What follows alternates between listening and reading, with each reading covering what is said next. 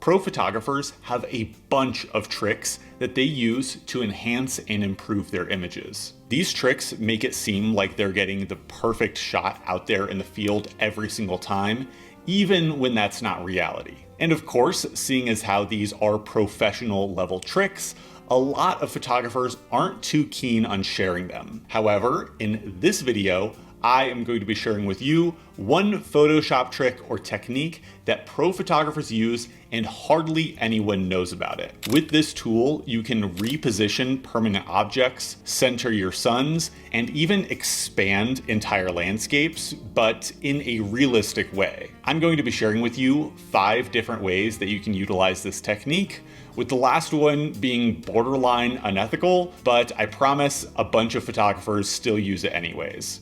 No more small talk, let's get into the video. Now the technique I'm going to be showing you in this tutorial is called splitting the warp, and it is an extremely easy process. The way we're going to be using it in this image is by centering the sun. Now this is a photograph from the Oregon coast, and I was really happy with this photograph, but it is a panorama, and when I was taking it, I couldn't figure out where the center was going to be. So when I put it together and the sun was off center, I was a little bit less than pleased. But I know that we can use this splitting the warp technique to center and reposition the sun without losing any information. We're not going to crop it in. That would just defeat the purpose. We're going to just recenter it, and it is going to make the image so much more impactful. But before we get started on that process, we have to do just a couple of steps. The first one being that we're going to create a copy of our background layer. So I'm going to click on our background layer, drag to add new layer. And then the second step that we have to do is we have to make a guideline. I don't want to just be guessing where the center is in this photo. I want to know exactly where the center is so I can reposition the sun directly over the center of this image. Now, the easiest way to do that is to create a guideline from our rulers. And if you don't have any rulers on the top and the left-hand side of your image, you can just go up to View and then down to Rulers right here, or you can see the hotkey is Command and R. And so just like that, we have these rulers. And now it's a very simple process of going over to our left-hand side. I'm going to click and drag. I'm going to drag, and as I get over towards the center of this image, it's just going to snap right into place. So you can see it's going to snap just like that. So we're going to let go, and we know that that is the center of our image. And now we can begin the process of moving that sun over. So I want to make sure I'm on the copy. I have that selected. And then I'm going to go up to Edit, down to Transform, and Warp. Now, if you see this overlay right here, you could, of course, just click on the sun and drag it over, but then that starts repositioning everything else in the photograph, and we don't want that. So what we can do is go up here to the very top. You'll notice it says Split, and then it has Split crosswise, Split vertically, and Split horizontally. For this image, we're going to split it vertically. I'm going to click right over where the sun is. I'm going to click just once, and you'll notice I have 2 separate warp quadrants, which I know sounds a little bit confusing, but it is actually quite simple. For this image, if I want to reposition the sun, I am just going to hit right on the arrow key on my keyboard, and you can see I'm just going to keep on hitting this, and it is slowly shifting that sun into the correct position, or into the position that I think is going to be most impactful. So it's going to take a whole bunch of these arrow key presses just like that, and I'm going to hit Enter to confirm this. And then you can see I still have this guideline here. If I want to get rid of that, the easiest way to do is go to View, go down to Show, or excuse me, View, go down to Extras, or the hotkey is just Command and H, so I can hide that. And then I can click on our background layer to see the before and the after of how we can use this super simple technique to reposition and save this photograph, make it so much more impactful. Here's another example of an image that I want to split the warp to straighten it out. In this case, I really like the composition, but unfortunately the image is a little bit crooked. And if I crop this in, I'm going to lose too much information here on the sides. So we can use splitting the warp to straighten this out. Again, I'm going to create a copy of our background layer. I'm just going to hit Command and J to create that copy.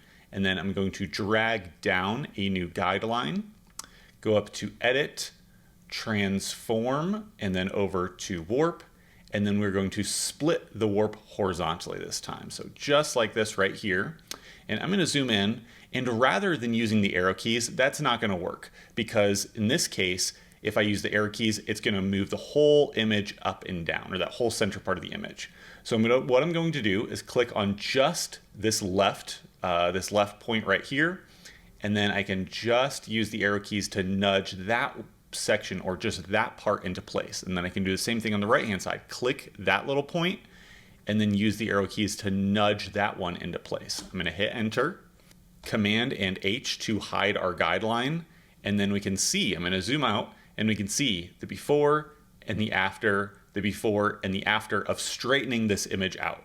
It's super easy, takes just a second, and we haven't lost any information.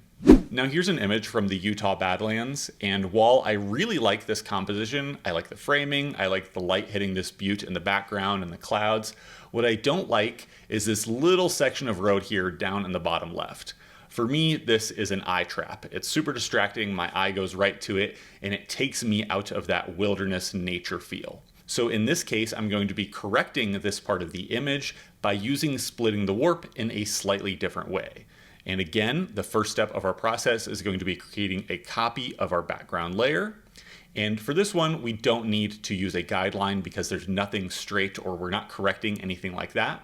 I'm just going to go straight to Edit, Transform, and Warp.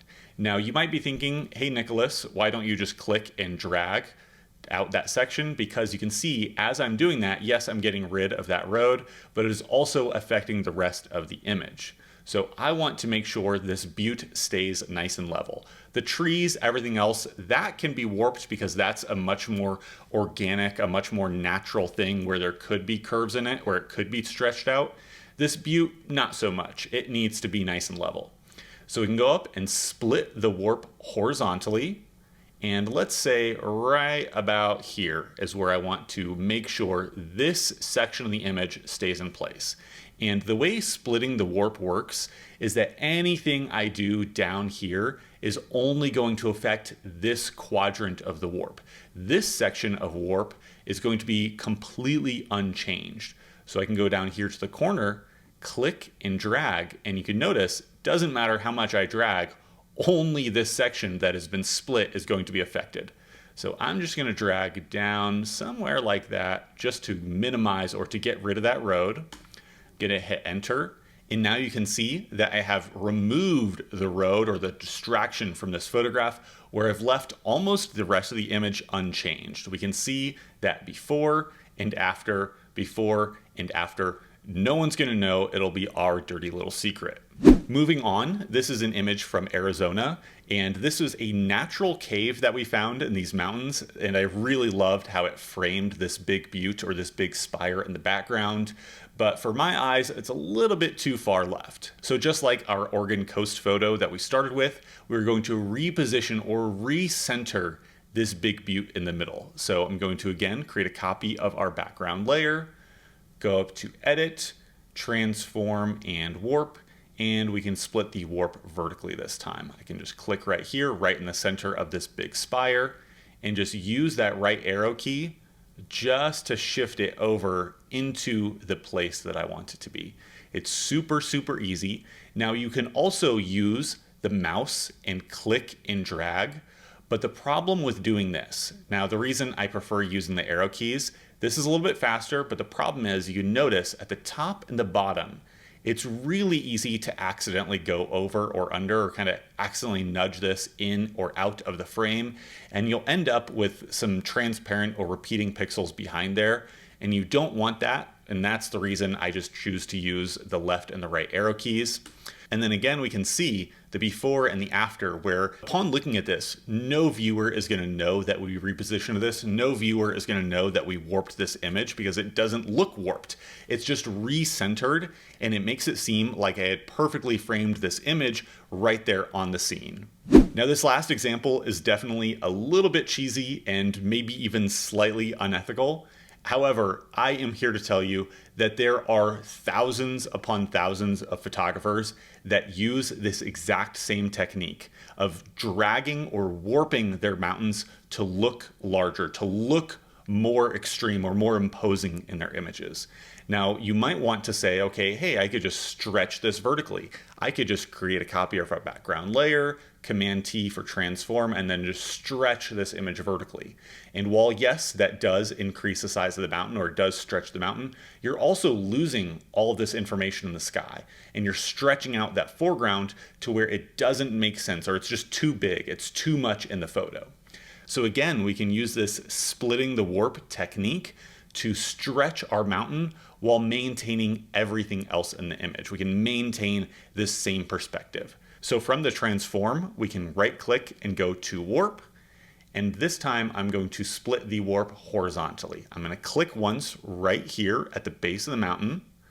And then I'm going to split it again. I'm going to split it a second time at the top of the mountain. So just above it, going to make sure I don't want to split the warp anywhere right here along the edge where the snow is. So I have to go above it, just like right there. And then I'm again going to use this upward arrow key to stretch this mountain out in the photograph. Now, if you go too far, people are obviously going to tell, but in this case, we want to keep it believable. Somewhere like that, I'm going to hit enter. And as you can see, as I turn this off and then on, it looks fairly realistic, but it's almost like 50% larger, and it makes the image that much more impactful. Truly a huge thank you for watching this week's video. If you'd like to see some of these places with your own eyes in person, consider joining me on a photography workshop or adventure by heading over to my website, warnerwildernessphotography.com. I've got trips all over the Southwest, up in Alaska, and beyond. Again, thank you for watching. I'll see you next week.